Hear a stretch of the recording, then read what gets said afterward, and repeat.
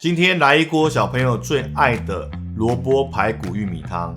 首先，把买回来的排骨汆烫后去除血水，一定要用冷水汆烫哦，因为冷水下锅后，慢慢的升温过程，才可以把骨头里面的血水跟脏东西逼出来。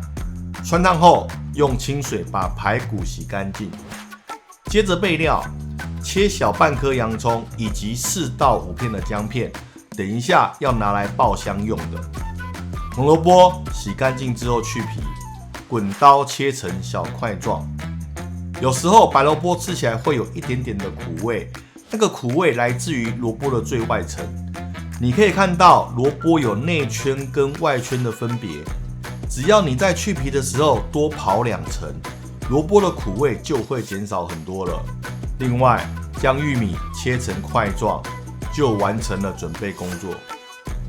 热锅热油的状态，把姜片爆香后，加入洋葱拌炒至微微变色，加入红萝卜、白萝卜、排骨以及白开水，焖煮约30分钟后，再加入玉米，焖煮10分钟。